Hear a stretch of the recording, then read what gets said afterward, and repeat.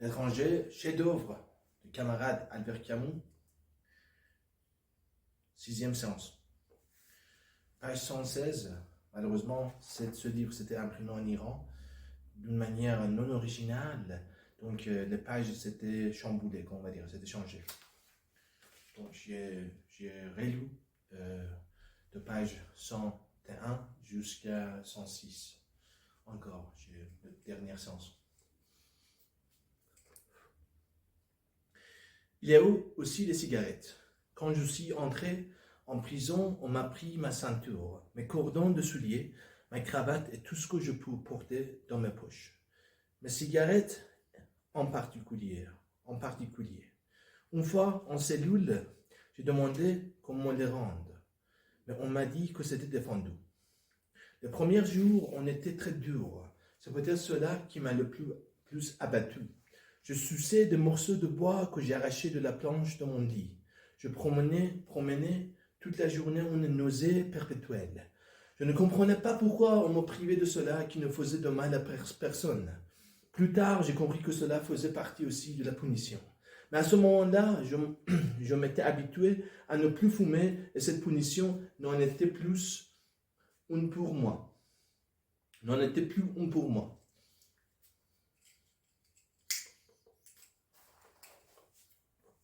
À part ces ennuis, je n'étais pas trop malheureux. Toute la question, encore une fois, était de tuer le temps. J'ai fini par ne plus m'ennuyer de tout à partir de l'instant où j'ai appris à me souvenir. Je me mettais quelquefois à penser à ma chambre en imagination. Je partais d'un coin pour y revenir en dénombrant mentalement tout ce qui se trouvait sur mon chemin. Au début, c'était vite fait, mais chaque fois que je recommençais, c'était un peu plus long, car je me souvenais de chaque meuble, et pour chacun d'entre eux, de chaque objet qui s'y trouvait, et pour chaque objet de tous les détails, et pour les détails eux-mêmes, une incrustation, une foulure, ou un bord éprêché, de leur couleur ou de leur grain. En même temps, j'essayais de ne pas perdre le fil de mon inventaire, de faire une énumération complète, si bien qu'au bout de quelques semaines, je pouvais passer des heures rien qu'à dénombrer ce qui se trouvait dans ma chambre. Ainsi, plus je réfléchissais, plus de choses méconnues et oubliées je sortais de ma mémoire. J'ai compris alors qu'un homme qui n'aurait vécu qu'un seul jour pourrait sans peine vivre 100 ans dans une prison. C'est vrai. La prison, c'est une expérience très philosophique. Sans téléphone portable, sans rien, sans télévision, juste sans Internet, juste première base de l'existence. Pour penser, c'est très, très, très utile. Il y aurait assez de souvenirs pour ne pas s'ennuyer. Dans un sens, c'est un avantage.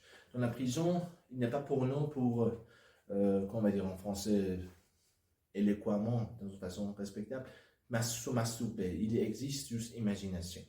C'est très bien pour mémoire, fortifier le mémoire. Il avait aussi le sommeil. Au début, je dormais mal la nuit, et pas du tout le jour. Il avait aussi le sommeil. Au début, je dormais mal la nuit et pas du tout le jour. Peu à peu, mes nuits ont été meilleures et j'ai pu dormir aussi le jour. Je peux dire que dans les derniers mois, je dormais de 16 à 18 heures par jour. Il me restait alors 6 heures à tuer avec le repas, les besoins naturels, mes souvenirs et l'histoire de Tchécoslovaque. Pourquoi l'histoire de Tchécoslovaque? Entre ma paillasse... Attends.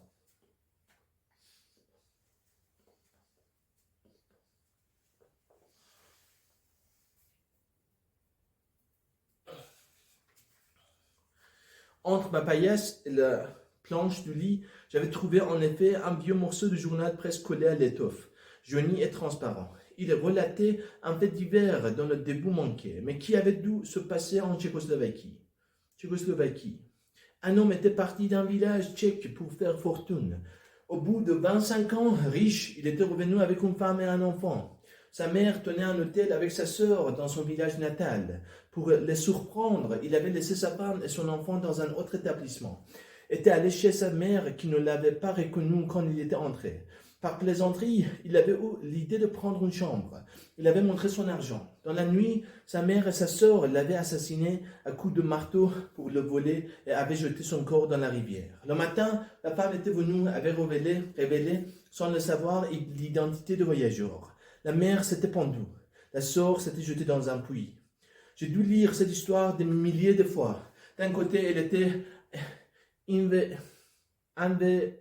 invraisemblable. D'un côté, elle était invraisemblable. D'un autre, elle était naturelle. De toute façon, je trouvais que le voyageur l'avait un peu mérité et qu'il ne faut jamais jouer.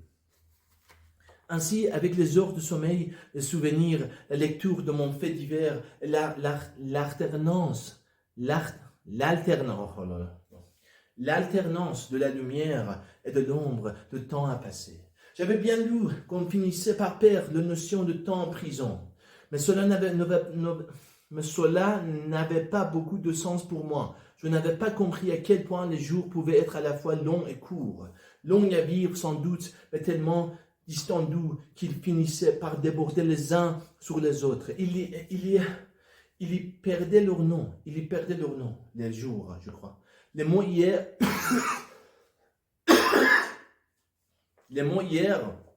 cigarette.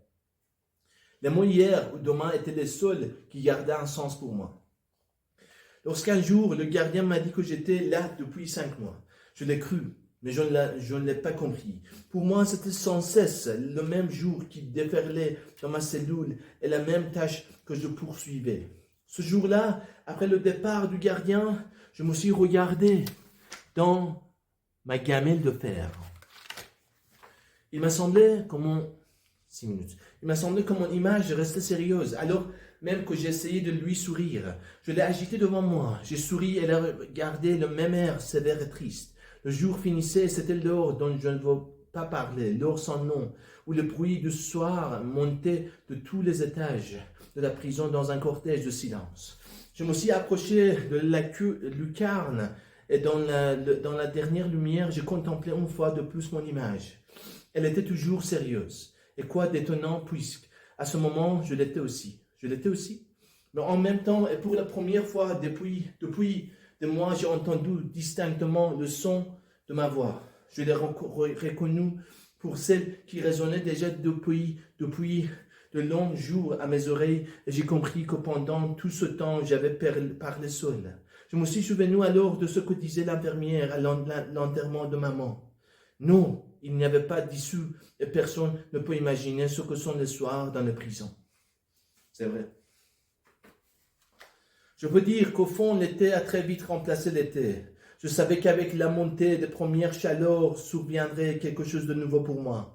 Mon affaire était inscrite à la dernière session de la cour d'assises et cette session se terminerait avec le mois de juin. Les débats se sont ouverts avec au dehors tout le plein du soleil. Mon avocat m'avait assuré qu'il ne durerait pas plus de 2 ou 3 jours.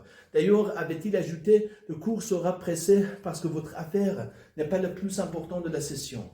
Il y a un parricide qui passera tout de suite après. À 7h30 du matin, on est venu me chercher et la voiture cellulaire m'a conduit au palais de justice. Les 2 gendarmes m'ont fait entrer dans une petite pièce qui sentait l'ombre. Parfaite, poétique. Nous avons attendu, assis, près d'une porte derrière laquelle on entendait des voix, des appels, des bruits, de chaises, et tout un remue-ménage qui m'a fait penser à ces fêtes de quartier où, après le concert, on range la salle pour pouvoir danser. Les gendarmes m'ont dit qu'il fallait attendre la cour et l'un d'eux m'a offert une cigarette que j'ai refusée. Il m'a demandé peu après si j'avais le trac. J'ai répondu que non, et même dans un sens, cela m'intéressait de voir un procès. Je n'en avais jamais eu l'occasion dans ma vie. Oui, a dit le second gendarme, mais cela finit par fatiguer. Après un peu de temps, une petite sonnerie a résonné dans la pièce. Ils m'ont alors ôté mes notes. Ils ont ouvert la porte et m'ont fait entrer dans le box des accusés. La salle était pleine a craqué. Malgré le store, le soleil s'infiltrait par endroits et l'air était déjà étouffant. On avait laissé les vitres closes. Je me suis assis et les gendarmes m'ont encadré. C'est à ce moment que j'ai aperçu une rangée de visages devant moi. Tout le monde regardait. J'ai compris que c'était les jurés. Mais je ne peux pas dire ce qui les distinguait les uns des autres. Je n'ai eu qu'une impression. J'étais devant une banquette de tramway et tous ces voyageurs anonymes épiaient le nouvel arrivant pour en apercevoir le ridicule. Je sais bien que c'était une idée niaise, puisque ici, ce n'était pas le ridicule qu'ils cherchaient, mais le crime. Cependant, la différence n'est pas grande, et c'est en tout cas l'idée qui m'est venue. J'étais un peu étourdi aussi par tout ce monde dans cette salle close. Je regardais encore le prétoire et je ne distinguais aucun visage. Je crois bien que d'abord, je ne me m'étais pas rendu compte que tout ce monde se pressait pour me voir. D'habitude, les gens ne se coupaient pas de ma personne. Il m'a fallu un effort pour comprendre que j'étais la cause de toute cette agitation. J'ai dit aux gendarmes, que de monde, que de monde, que de monde. Il m'a répondu que c'était à cause des journaux et il m'a montré un groupe qui se tenait près d'une table sous la bande des jurés. Il m'a dit, les voilà. J'ai demandé qui et il a répété les journaux. Il connaissait l'un des journalistes qu'il a vu à ce moment et qui s'est dirigé vers nous. C'était un homme déjà âgé, sympathique, avec un visage un peu grimaçant. Il a serré la main du gendarme avec beaucoup de chaleur. J'ai remarqué à ce moment que tout le monde se rencontrait, s'interpellait et conversait comme dans un club, dans un club où l'on est. J'ai remarqué à ce moment que tout le monde se rencontrait, s'interpellait et conversait, comme dans un club où l'on est heureux de se retrouver entre gens du même monde. Je me suis expliqué aussi la bizarre impression que j'avais d'être de trop, un peu comme un trou. Pourtant, le journaliste s'est adressé à moi en souriant. Il m'a dit qu'il espérait que tout irait bien pour moi. Je l'ai remercié, il a ajouté, « Vous savez, nous avons monté un peu votre affaire. L'été, c'est la saison creuse pour les journaux. Et il n'y avait que votre histoire et celle de parricide qui vaille quelque chose. » Il m'a montré ensuite, dans le groupe qu'il venait de quitter, un petit bonhomme qui ressemblait à une belette engraissée, avec d'énormes lunettes cerclées de noir. Il m'a dit que c'était l'envoyé spécial d'un journal de Paris. Il n'est pas venu pour vous, d'ailleurs. Mais comme il est chargé de rendre compte du procès de parricide, on lui demandait de câbler votre affaire en même temps.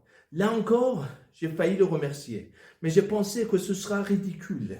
Il m'a fait un petit signe cordial de la main et nous a quittés. Nous avons encore attendu quelques minutes. Mon avocat est arrivé, en robe, entouré de beaucoup d'autres confrères. Il est allé vers les journalistes, a serré des mains. Ils ont plaisanté, ri et avaient l'air tout à fait à leur aise. Jusqu'au moment où la sonnerie a retenti dans le prétoire. Tout le monde a regagné sa place. Mon avocat est venu vers moi, m'a serré la main et m'a conseillé de répondre brièvement aux questions qu'on me poserait. De ne pas perdre, de ne pas prendre d'initiative et de me reposer sur lui pour le reste. À ma gauche, j'ai entendu le bruit d'une chaise qu'on reculait et j'ai vu un grand homme mince, vêtu de rouge, portant l'orignon, L-O-R-G-N-O-N, qui s'asseyait en pliant sa robe avec soin. C'était le procureur. Un huissier a annoncé la cour. Au même moment, de gros ventilateurs ont commencé de vrombir.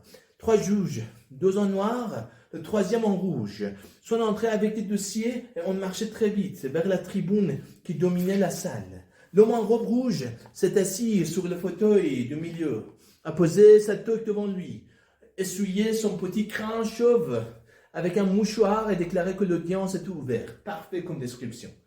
Les journalistes tenaient déjà leur stylo en main.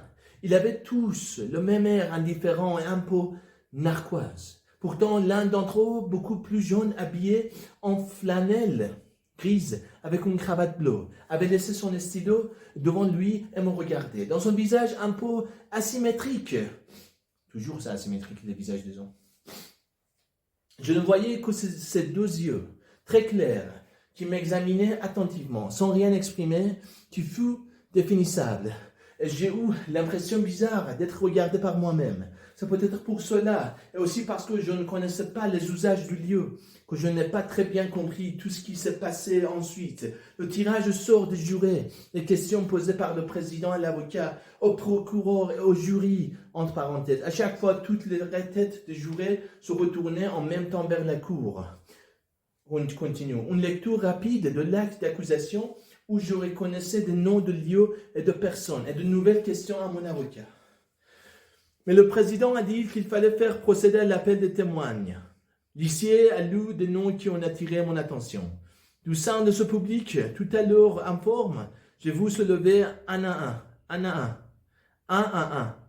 un, pour disparaître ensuite par une porte latérale. Le directeur et le concierge de l'asile, le vieux Thomas Pérez, Raymond, Masson, Salamanon, Marie. Celle-ci m'a fait un petit signe anxieux.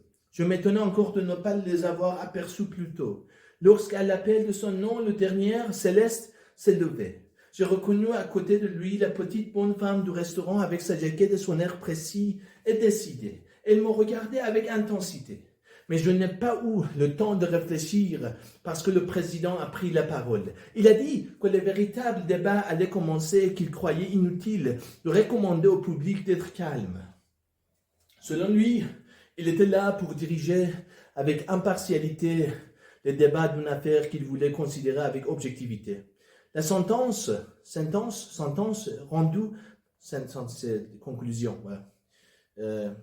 résultat d'une affaire juridique. Condamnation peut-être. La sentence rendue par le jury serait prise dans un esprit de justice et dans tous les cas, il faudrait évacuer la salle au moindre incident.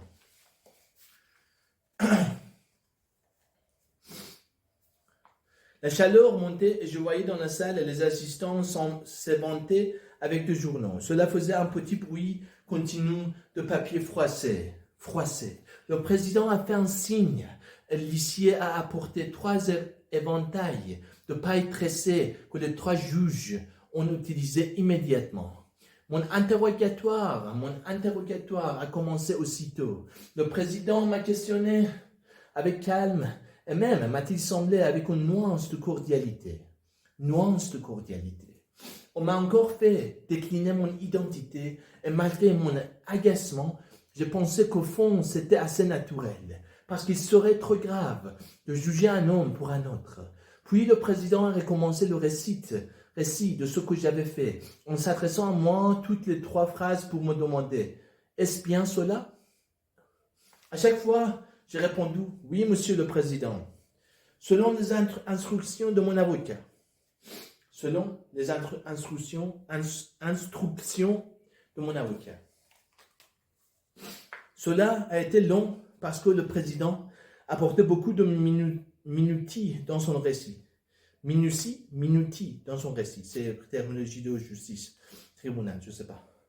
Je devine, je ne sais pas. Pendant tout ce temps, les journalistes écrivaient. Je sentais les regards de plus jeunes d'entre eux et de la petite automate. La banquette de tramway était tout entière tournée vers le président. Celui-ci a toussé. Feuilleté son dossier et il s'est tourné vers moi en s'éventant. Beaucoup de terminologie, moins avancé, niveau C2. Il m'a dit qu'il devait aborder maintenant des questions apparemment étrangères à mon affaire, mais qui peut-être l'a touché de fort près. J'ai compris qu'il allait encore parler de maman et j'ai senti en même temps combien cela m'ennuyait. Il m'a demandé pourquoi j'avais mis maman à l'asile. J'ai répondu que c'était parce que je manquais d'argent pour la faire garder et soigner. Il m'a demandé si cela m'avait coûté personnellement et j'ai répondu que ni maman ni moi n'attendions plus rien l'un de l'autre, ni d'ailleurs de personne et que nous étions habitués tous les deux à nos vies nouvelles. Le président a dit alors qu'il ne voulait pas insister sur ce point et il a demandé au procureur s'il ne voyait pas d'autres questions à me poser. Alors, c'est un camarade Camus, il a une intention ici parce que dans cette histoire, devant le tribunal, devant la justice, procureur, on n'a pas besoin de parler de notre maman et voilà, décès de notre maman, c'est hors sujet. Ça n'a rien à voir, forcément, voilà. Des fois, c'est dit pour peut-être un petit peu c'est relié, lié, mais il n'y a aucun rapport avec mort de maman et aussi faire un homicide. Ça n'a rien à voir, voilà. Mais il a une intention, Albert Camus, de montrer que le mort de maman, c'est très important. Et aussi, tout ça, quoi, voilà. Revenons à nos moutons. Celui-ci me tournait à demi le dos et sans me regarder, il a déclaré qu'avec l'autorisation du président, il aimerait savoir si j'étais retourné vers la source tout seul avec l'intention de tuer l'arabe. Non, ai-je dit. Alors pourquoi était-il armé et pourquoi revenir vers cet endroit précisément? J'ai dit que c'était le hasard. Et le procureur a noté avec un accent mauvais, ce sera tout pour le moment. Tout ensuite a été un peu confus. Du moins pour moi, mais après quelques conciliabules, le président a déclaré oui. Et le président a déclaré que l'audience était levée et renvoyée à l'après-midi pour l'audition des témoins. Je n'ai pas eu le temps de réfléchir. 21 minutes. Je suis un peu fatigué. Mais toujours énergie. L'amour. Soleil du cœur. Je n'ai pas eu le temps de réfléchir. On m'a emmené, fait monter dans la voiture cellulaire et conduit à la prison où j'ai mangé. Au bout de très peu de temps, juste assez pour me rendre compte que j'étais fatigué, on est revenu me chercher. Tout a recommencé et je me suis trouvé dans la même salle, devant le même visage. Seulement la chaleur était beaucoup plus forte. Et comme par un miracle, chacun des jurés, le procureur, mon avocat et quelques journalistes étaient munis aussi d'éventails de paille. Le jeune journaliste et la petite femme étaient toujours là, mais ils ne s'éventaient pas et me regardaient encore sans rien dire. J'ai essuyé la sueur, transpiration, qui couvrait mon visage. Je ne repris un peu conscience du lieu et de moi-même que lorsque j'ai entendu appeler le directeur de l'asile. On lui a demandé si maman se plaignait de moi et il a dit que oui, mais que c'était un peu la manie de ces pensionnaires de se plaindre de leurs proches. C'était une habitude. Le président lui a fait préciser si elle me reprochait de l'avoir mise à l'asile et le directeur a dit encore oui. Mais cette fois, il n'a rien ajouté. À une autre question, il a répondu qu'il avait été surpris de mon calme le jour de l'enterrement. On lui a demandé ce qu'il entendait par calme. Le directeur a regardé alors le bout de ses souliers et il a dit que je n'avais pas voulu voir maman, je n'avais pas pleuré une seule fois et j'étais parti aussitôt après l'enterrement sans me recueillir sur sa tombe. Une chose encore l'avait surpris. Un employé des pompes funèbres lui avait dit que je ne savais pas l'âge de maman. Il y a eu un moment de silence et le président lui a demandé si c'était bien de moi qu'il avait parlé. Comme le directeur ne comprenait pas la question, il lui a dit « c'est la loi ». Puis le président a demandé à l'avocat général s'il n'avait pas de questions à poser aux témoins. Et le procureur s'est écrié « oh non, cela suffit !» avec un tel éclat et un tel regard triomphant dans ma direction que, pour la première fois depuis bien des années, j'ai eu une envie stupide de pleurer parce que j'ai senti combien j'étais détesté par tous ces gens-là. Très intéressant. La haine, des fois, ça nous fait pleurer. Après avoir demandé au jury et à mon avocat s'ils avaient des questions à poser, le président a entendu le concierge. Pour lui, comme pour tous les autres, le même cérémonial s'est répété. En arrivant, le concierge m'a regardé et il a détourné les yeux. Il a répondu aux questions qu'on lui posait. Il a dit que je n'avais pas voulu voir maman, que j'avais fumé, que j'avais dormi et que j'avais pris du café au lait. Je sentis alors quelque chose qui soulevait toute la salle et pour la première fois, j'ai compris que j'étais coupable. Compris que j'étais coupable, pas sentir. On a fait répéter au concierge l'histoire du café au lait et celle de la cigarette. L'avocat général m'a regardé avec une lueur ironique dans les yeux. À ce moment, mon avocat a demandé au concierge s'il n'avait pas fumé avec moi. Mais le procureur s'était levé avec violence contre cette question. Quel est le criminel ici et quelles sont ces méthodes qui consistent à salir les témoins témoigne de l'accusation pour minimiser des témoignages qui n'en demeurent pas moins écrasantes. Malgré tout, le président a demandé au concierge de répondre à la question. Le vieux a dit d'un air embarrassé, gênant, embarrassé, pas embrassé, embarrassé. Je sais bien que j'ai eu tort, mais je n'ai pas osé refuser la cigarette que monsieur m'a offerte. C'est la tendance vers condamner ce monsieur qui n'a pas pleuré pour la mort de sa maman. Aussi, il a tué, c'est pas à propos de tuer un arabe, c'est pas à propos de homicide, c'est à propos de sa maman, évidemment.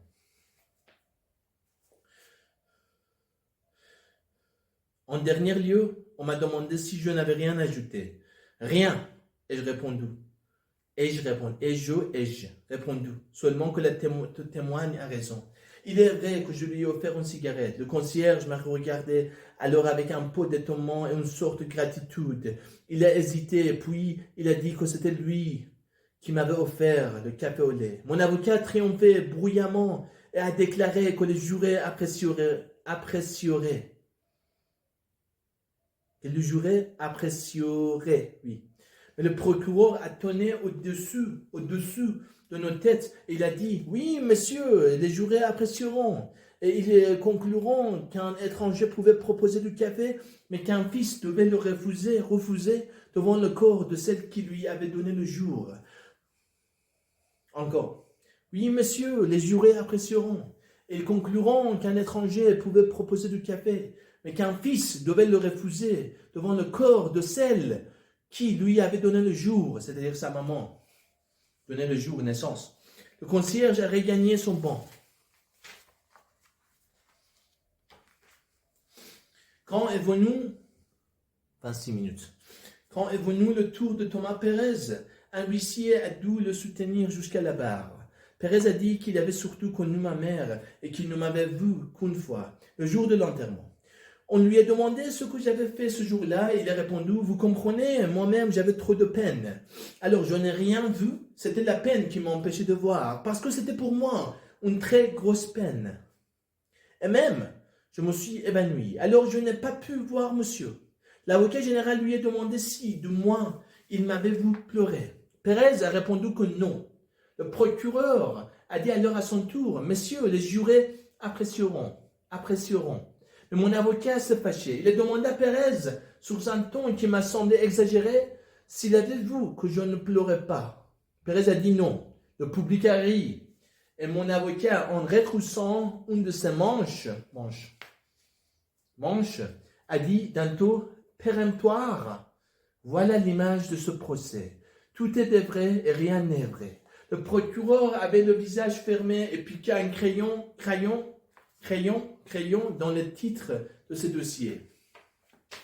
Après 5 minutes de suspension pendant lesquelles mon avocat m'a dit que tout allait pour le mieux, on a entendu Céleste qui était citée par la défense. La défense, c'était moi. Céleste jetait de temps en temps des regards de mon côté, enroulé un panama entre ses mains. Il portait le costume neuf qu'il mettait pour venir avec moi certains dimanches aux courses de chevaux.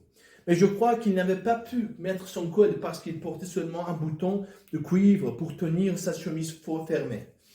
On lui a demandé si j'étais son client et il a dit oui, mais c'était aussi un ami. Ce qu'il pensait de moi, il a répondu que j'étais un homme. Ce qu'il entendait par là, il a déclaré que tout le monde savait ce que cela voulait dire. Expression idiomate, on va dire, de Albert Camus. Cela ne veut rien dire, cela quelque chose dire, cela veut dire, cela veut dire, cela veut dire, cela ne veut rien dire, voilà. Ce que cela voulait dire. S'il avait remarqué que j'étais renfermé, il a reconnu seulement que je ne parlais pas pour ne rien dire.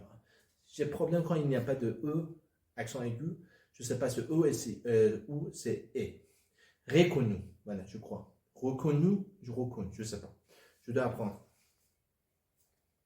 L'avocat général lui a demandé si je payais régulièrement ma pension. Céleste a ri et il a déclaré « C'était des détails entre nous ». On lui a demandé encore ce qu'il pensait de mon crime. Il a mis alors ses mains sur la barre et l'on voyait qu'il avait préparé quelque chose. Il a dit « Pour moi, c'est un malheur, c'est un malheur. Un malheur, tout le monde sait ce que c'est.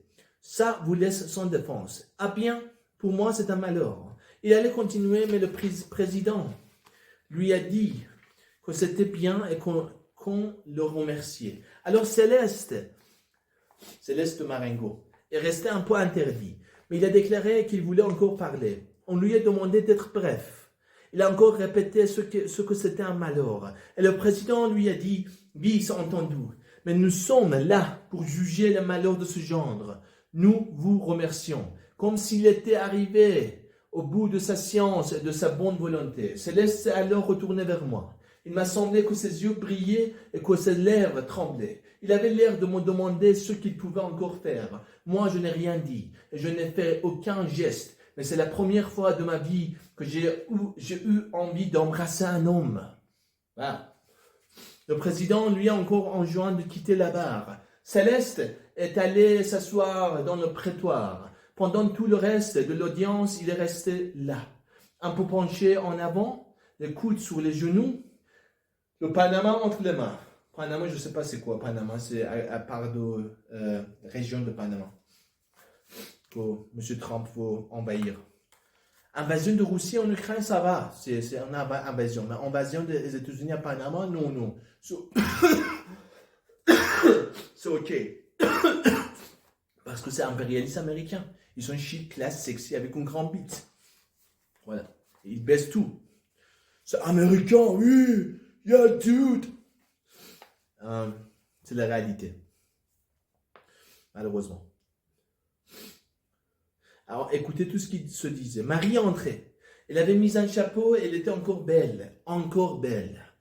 Mais je l'aimais. Quand des fois, je dis à mes gonzesses françaises, « Ah, ma chère, tu es aujourd'hui belle. Tu es belle aujourd'hui. » Elle me répond, si, quoi? Hier, je n'étais pas belle. Aujourd'hui, je suis belle. Voilà. Tu sous-entends que je n'étais pas belle avant? Voilà. Les femmes, je les adore. Elle avait mis un chapeau et elle était encore belle. Mais je l'aimais mieux avec ses cheveux libres. De l'endroit où j'étais, je devinais le poids léger de ses seins. Oh là, comment? Désolé, je n'aime pas comment, c'est anglicisme, c'est américain. Je devinais le poids léger de ses seins et je reconnaissais sa lèvre inférieure toujours un peu gonflée. Elle semblait très nerveuse. Tout de suite, on lui a demandé depuis quand elle me connaissait. Elle a indiqué l'époque où elle travaillait chez nous.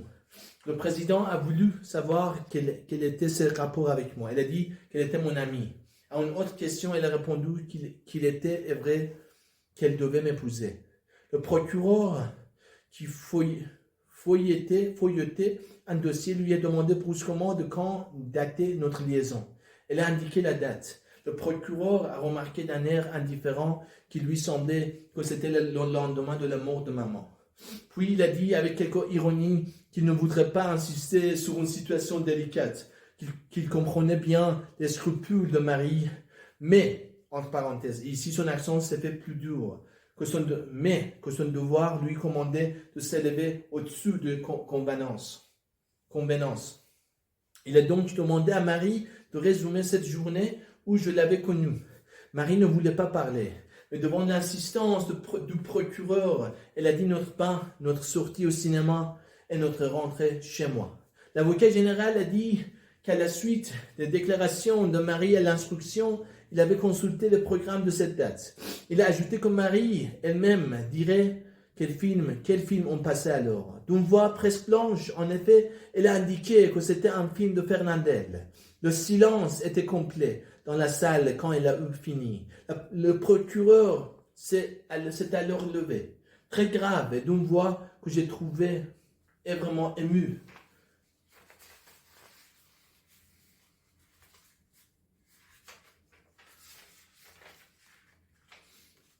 Le doigt tendu vers moi, il a articulé lentement. « Messieurs les jurés, le lendemain de la mort de sa mère, cet homme prenait des bains, commençait une liaison irrégulière et allait rire devant un film comique. Je n'ai rien de plus à vous dire. Il s'est assis toujours dans le silence. Mais tout d'un coup, Marie a éclaté en sanglots. Pleurer, larmes, sévère. Mais tout d'un coup, Marie a éclaté en sanglots. A dit que ce n'était pas cela, qu'il y avait autre chose, qu'on l'a forçait à dire le contraire de ce qu'elle pensait, qu'elle me connaissait bien et que je n'avais rien fait de mal, mais le huissier, sur un signe de président, l'a emmené et l'audience s'est poursuivie. C'est à peine si ensuite on a écouté Masson qui a déclaré que j'étais un honnête homme, qu'il dirait plus, j'étais un brave homme. C'est à peine encore si on a écouté Salamano quand il a rappelé que j'avais été bon pour son chien et quand il a répondu à une question sur ma mère et sur moi en disant que je n'avais plus rien à dire à maman et que je l'avais mise pour cette raison à l'asile. Il faut comprendre, disait Salamano. Il faut comprendre. Mais personne ne paraissait comprendre. On l'a emmené. Désolé, j'ai un peu. Voilà. Puis est venu le tour de Raymond. C'est crotte de chien, crotte au nez. Mais je ne veux pas préciser, désolé. Je suis très honnête, des fois. Puis est venu le tour de Raymond, qui était le dernier témoin. Raymond m'a fait un petit signe et dit tout de suite que j'étais innocent. Mais le président a déclaré qu'on ne lui demandait pas des appréciations, mais des faits. Il a invité à attendre des questions pour répondre. On lui a fait préciser ses relations avec la victime. Raymond en a profité pour dire que c'était lui que cette dernière haïssait depuis qu'il avait giflé sa sœur. Le président lui a demandé cependant si la victime n'avait pas de raison de m'haïr. Raymond a dit que ma présence à la plage était le résultat d'un hasard. Le procureur lui a demandé alors comment il se faisait que la lettre qui était à l'origine du drame avait été écrite par moi. Raymond a répondu que c'était un hasard. Le procureur a rétorqué que le hasard avait déjà beaucoup de méfaits sur la conscience dans cette histoire. Il a voulu savoir si c'était par hasard que je n'étais pas intervenu quand Raymond avait giflé sa maîtresse. Par hasard que j'avais servi de témoin au commissariat. Par hasard encore que mes déclarations lors de ce témoignage s'étaient révélées de pure complaisance. Pour finir, il a demandé à Raymond quels étaient ses moyens d'existence. Et comme ce dernier répondait, magasinier. L'avocat général a déclaré au juré que de notoriété générale, le témoin exerçait le métier de sous-ténor. J'étais son complice et son ami. Il s'agissait d'un drame crapuleux de la plus basse espèce, aggravé du fait qu'on avait affaire à un monstre moral. Raymond a voulu se défendre et mon avocat a protesté. Mais on leur a dit qu'il fallait laisser terminer le procureur. Celui-ci a dit « J'ai peu de choses à ajouter. » Était-il votre ami ?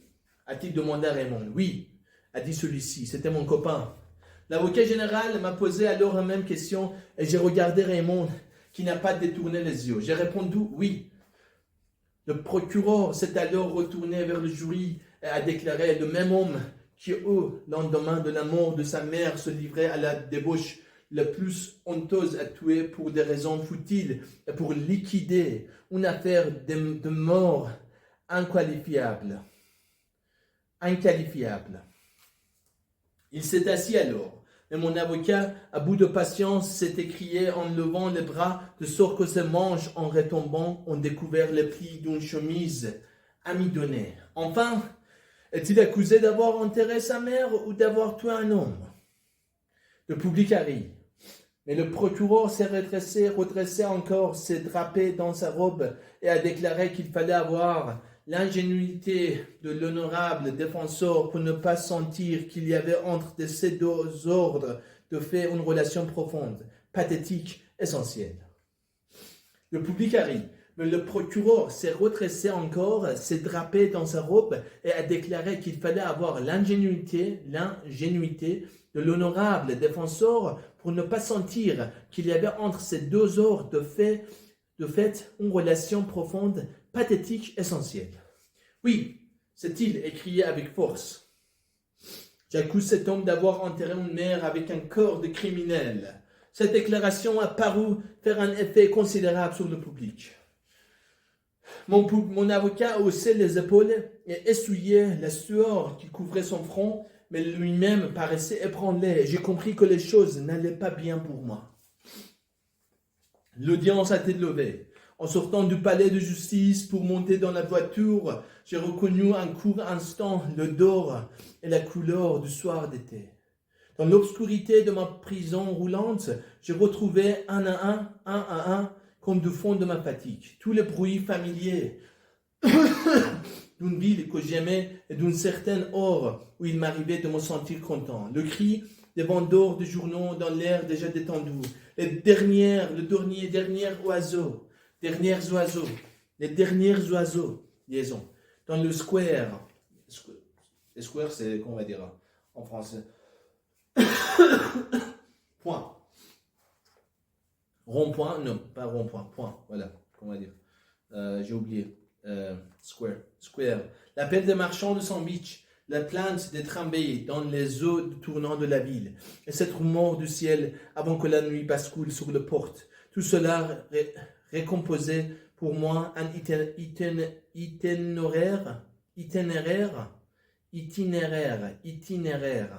Tout cela récomposait pour moi un itinéraire d'aveugle que je connaissais bien avant d'entrer en prison. Oui, c'était l'heure où il y avait bien longtemps, je me sentais content. Ce qui m'attendait alors, c'était toujours un sommeil léger et sans rêve. Et pourtant, quelque chose était changé puisque, avec l'attente du lendemain, c'est ma cellule que j'avais retrouvée. Comme si les chemins familiers tracés dans le ciel d'été pouvaient mener aussi bien aux prisons qu'au sommeil innocent. Place, c'était place. Square, c'est place. Place. Ok. Non. C'est 40 pages. Je ne peux pas finir. Je suis en vito-énergie.